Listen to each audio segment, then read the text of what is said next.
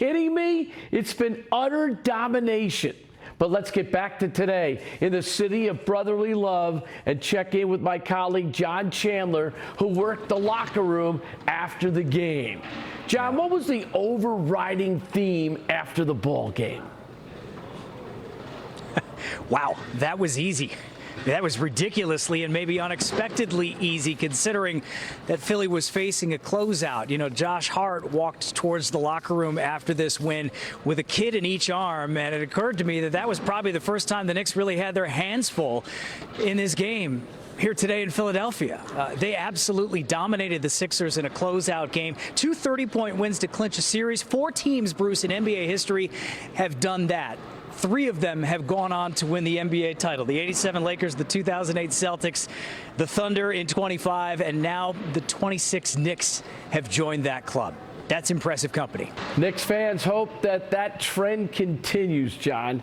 Hey, the three-point shooting was ridiculous. Yeah. And Deuce McBride set the tone, starting for the injured OG Anunoby. He was 7 for 9 from downtown and hit his first 4 shots. How impactful was his play today?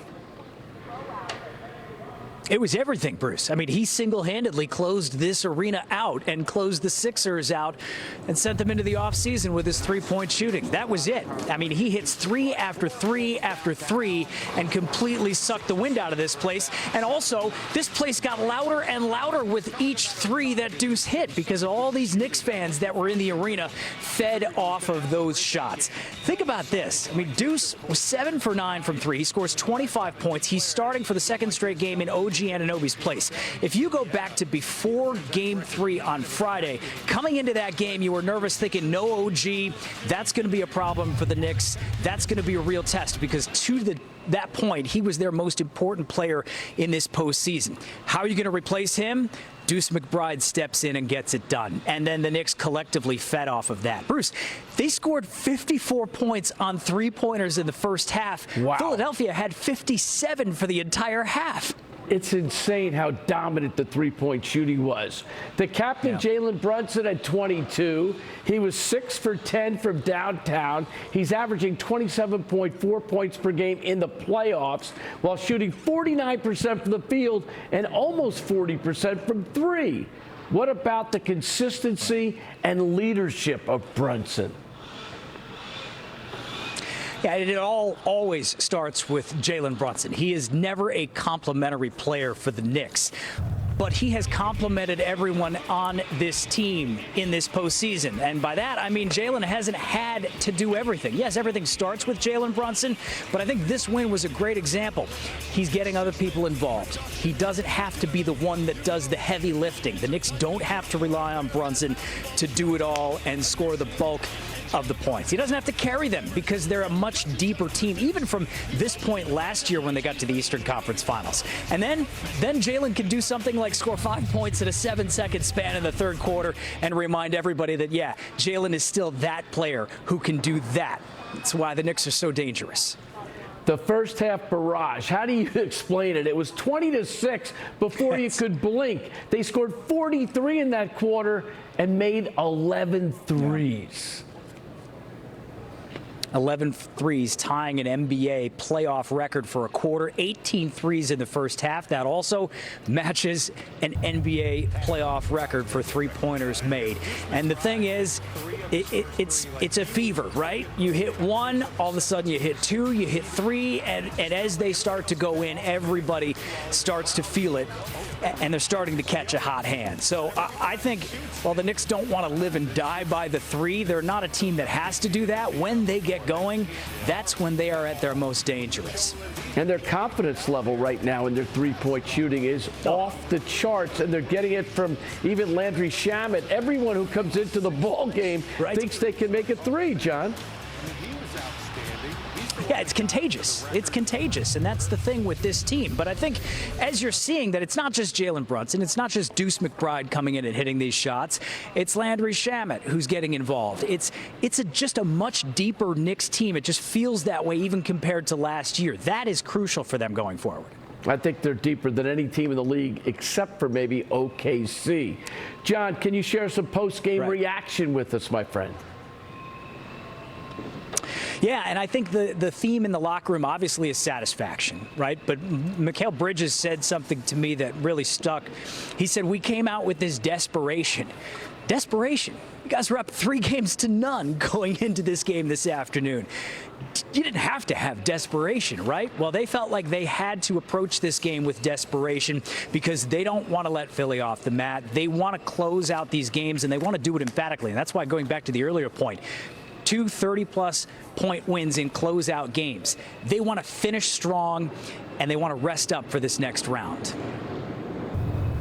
Just be able to lock in and know the situation and, just being able to play desperate, even being up 3-0. I think it speaks volumes about this team, where we're at mentally, where we understand collectively that the job's not done, and we have to get our bodies freshened up so we could be ready for the next series. We did what we needed to do to beat a good Sixers team.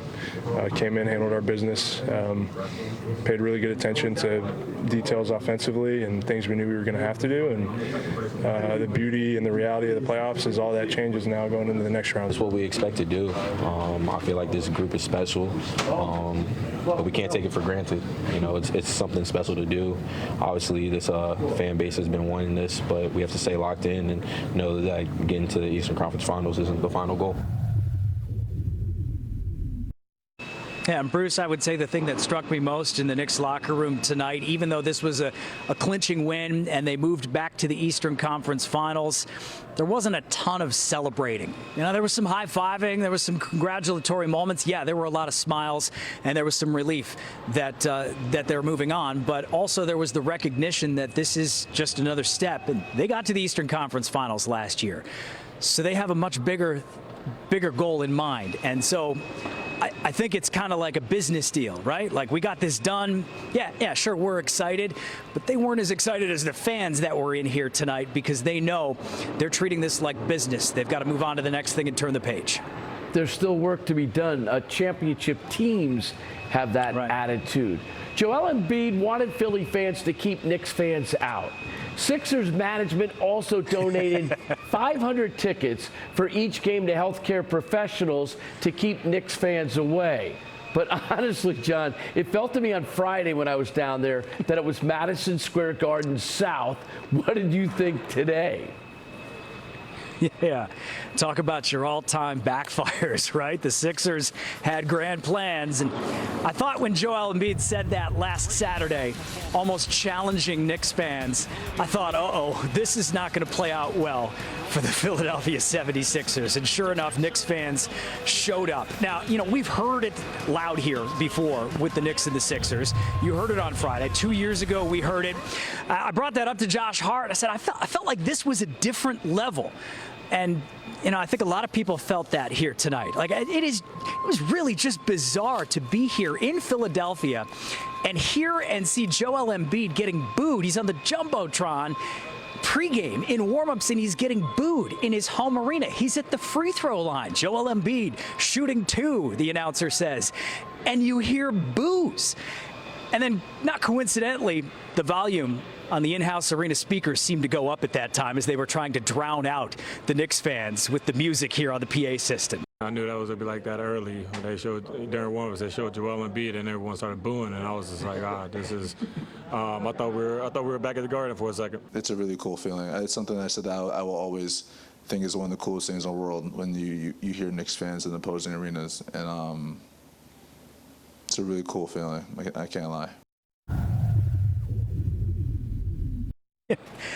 Even Josh Hart said afterwards, he said, I always thought Philly was a sports town, but now I'm not so sure. It was an embarrassing night for Philadelphia, no question. Karl Anthony Towns is playing his best basketball of his Knicks career. Today, 17 points and 10 assists. He's got 2 triple-doubles in the playoffs. And his unselfishness, I think it's really setting the tone as a passer, John.